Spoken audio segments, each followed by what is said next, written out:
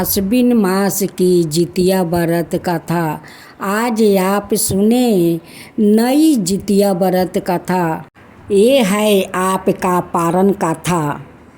तो एक साथ हम लोग बोले, जितिया देव की जय, जितिया महाराज की जय, जितिया वाहन की जय, जीत वाहिनी की जय, सब पर बैतिन की जय। एक गांव था। उस गांव में एक सास और बहू रहती थी।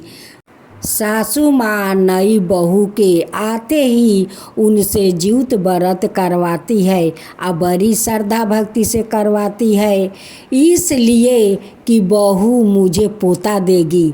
इसी आशा के लिए अपना बहू से, नए नवेली बहू से जीवित भगवान का व्रत करवाती है। देखते देखते 3 साल बीत गया। 3 साल का बाद उनकी बहू गर्भवती रह जाती है। अब तो सासू माँ बहुत खुश होती है, कहती है कि मेरी बहू तो मुझे इस बार पोता देगी, पहला बार पोता देगी।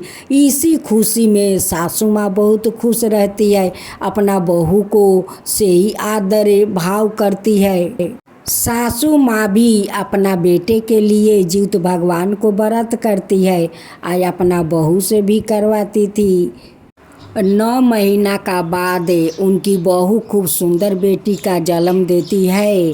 सासू माँ अपना पोती को देखते ही सासू माँ मुख अनहार कर लेती है, उदास हो जाती है, वो बहुत दुखित हो जाती है।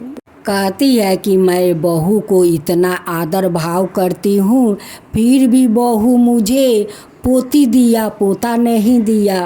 अब तो सासू माँ नहीं अपना बहू को आदर करती है और नहीं अपना पोती को आदर करती है। सासू माँ जो जितिया व्रत में जाती थी और वहाँ के औरत लोग जितिया व्रत का कथा वो कहते थे कि एक औरत का बासी भोजन से पारण करने के कारण उनकी बच्चा को नाग निगल गया था। अब तो वही बात सासू माँ का दिमाग में बैठ जाता है। अब वही बात को सोचने लगी कि मैं क्यों ना अगले साल मेरी बहू जितिया व्रत करेगी तो मैं भी उन्हें बासी भोजन से पारण कराऊंगी। उनकी बेटी या तो मर जाए या तो कोनो जानवर निगल जाए। देखते देखते सासू माँ का पोती तो 1 साल का हो गई। फिर जीवित भगवान का व्रत आ गया। फिर अगले साल सास बहू जितिया व्रत करती है और सासू माँ का तो दिमाग में वही बात ढुक गया था उस औरत के कि बासी भोजन की थी तो उनकी बेटा को नाग निगल गया था। वही बात उनकी दिमाग में चल रहा था। सास बहू जितिया भगवान का व्रत करती है। दोनों सास बहू मिलकर घाट पर जाती है, स्नान करती है, जितिया भगवान को कथा सुनती है, अरेर बरेर से मिलती है, मिलकर घर आती है। वो रात को अपने ससुर के लिए वो चावल बनाती है, अपना ससुर को भोजन करा देती है। और जो चावल बच गया सासू माँ कहती है कि उस चावल में जल डाल दो, वो डाल देती है। जब सुबह हुआ तो वो खाना बनाने जाएगी। किचन रूम में जितना चावल दाल हरा सब्जी था वो सब कुछ सासू माँ उठा कर ले जाती है और एक घर में रख कर ताला लगा देती है कि नहीं इस किचन घर में ये दाल चावल रहेगा और नहीं वो गर्म भोजन बनाकर खाएगी।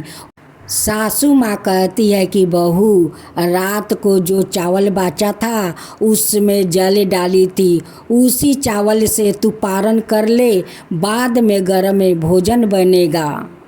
बहू कहती है कि सासू माँ मैं बासी चावल से कैसे पारण करूं, बासी चावल से तो पारण नहीं किया जाता है, गरम गरम भोजन बनाकर उससे पारण किया जाता है। सासू माँ कहती है कि नखरा मत करे, वो जो चावल है उसी से तू पारण करे। सासू माँ जबरदस्ती अपना बहू से बासी चावल से वो पारण करवाती है। जैसे वो बेचारी चावल लेकर बैठती है, वैसे जीवित वाहिनी एक बूढ़ी का रूप धारण किया और उनकी आकर आंगन को दरवाज़ा खटखटाने लगी। अब सासू माँ कहती है कि इस समय कौन दरवाज़ा पर आकर खटखटाता है।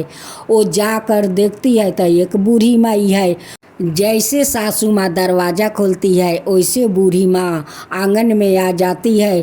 कहती है कि रुक बेटी, तू तो जीवित भगवान का व्रत किया है, तू बासी चावल से पारण कर रही है। तू जानती है ना कि बासी से पारण नहीं किया जाता है।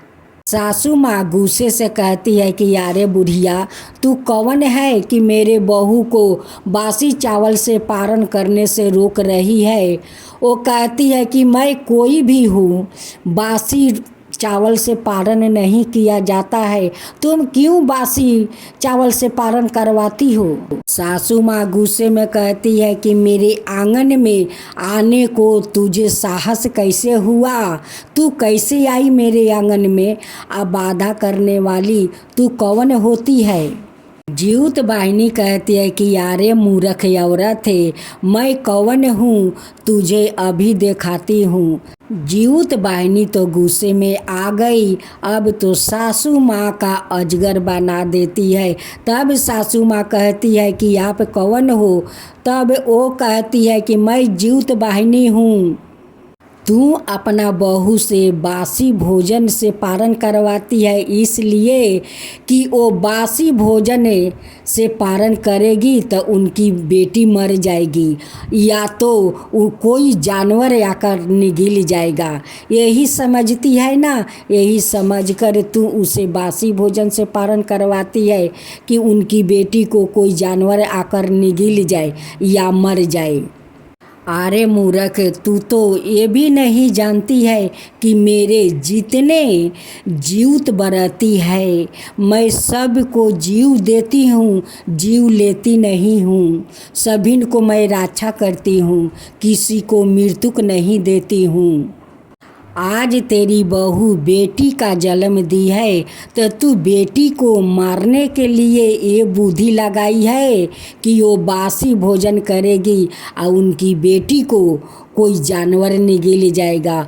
सासू माँ हाथ जोड़कर कहती है कि हे जीवित वाहिनी, मुझसे बहुत बड़ा भूल हो गया, मुझे क्षमा कर दीजिए, मुझे मनुष्य रूप दे दीजिए, इस चेहरे से मुझे मुक्ति करवा दीजिए। जीवित वाहिनी कहती है कि तुम जो अपराध की है इसका तो प्रायश्चित करना होगा। तुम्हें 1 साल तक ऐसे ही अजगर बन कर रहना है। जब अगले साल जीवित भगवान का व्रत आएगा, इसी रूप में तुम्हें जीवित भगवान का व्रत करना होगा, तभी तुम्हारा ये प्रायश्चित से मुक्ति पाओगी। देखते देखते 1 साल बीत गया, फिर जीवित भगवान का व्रत आ गया। अब तो सासू माँ अजगर का रूप में जीवित भगवान को व्रत करती है। उनकी बहू करती है। बहू कहती है जीवित भगवान से कि हे जीवित भगवान, मेरे सासू को इस अजगर से मुक्ति करवा दीजिए। उनकी भूल पर वो बहुत पछतावा कर रही है। अब उनसे ऐसा कभी भूल नहीं होगा, उनको मुक्ति करवा दीजिए हे जीवित भगवान। सास बहू बहुत श्रद्धा भक्ति से जीवित भगवान का व्रत करती है। फिर अगले साल जीवित वाहिनी आती है, कहती है कि तेरा भूल पर तो पछतावा हुआ है, तू 1 साल इस अजगर में प्रायश्चित की है और श्रद्धा भक्ति से मेरा पूजा की है, इसलिए मैं तुझे सांप से मुक्ति कर देती हूँ। जीवित वाहिनी अपनी माया से उनकी सास को अपना रूप में ले आती है। सासू माँ कहती है कि हे जीवित वाहिनी, मैं सारा नगरवासियों को मैं कहूँगी कि कोई नगरवासी स्त्री बासी भोजन से पारण ना करे, सभी लोग गरम बनाकर भोजन करे। मेरा जैसे कोई भूल ना करे। जीवित वाहिनी कहती है कि मैं ये जीवित वाहिनी हूँ, मैं ही जीवित भगवान हूँ, मैं ही जीवित वाहन हूँ, मेरा ही तीनों रूप है। जो मनुष्य मेरा श्रद्धा भक्ति से इस व्रत को पालन करते हैं, उन्हें मैं रक्षा करती हूँ, उन्हें कोई नुकसान नहीं पहुँचाता हूँ। ये अजगर मेरा ही रूप है, मैं इनमें बसता हूँ। जो मेरा व्रत को खंड करता है, उन पर मैं क्रोधित हो जाता हूँ। अगर वो मनुष्य अपना भूल को स्वीकार करे, वो फिर सुधार करते हैं, उन्हें फिर से मैं माफ़ कर देता हूँ। लेकिन किसी को मैं जीव नहीं लेता हूँ। इस व्रत के समय पर तो बिल्कुल नहीं लेता हूँ। जो मेरे व्रत को पालन करते हैं, उन्हें मैं भी रक्षा करता हूँ।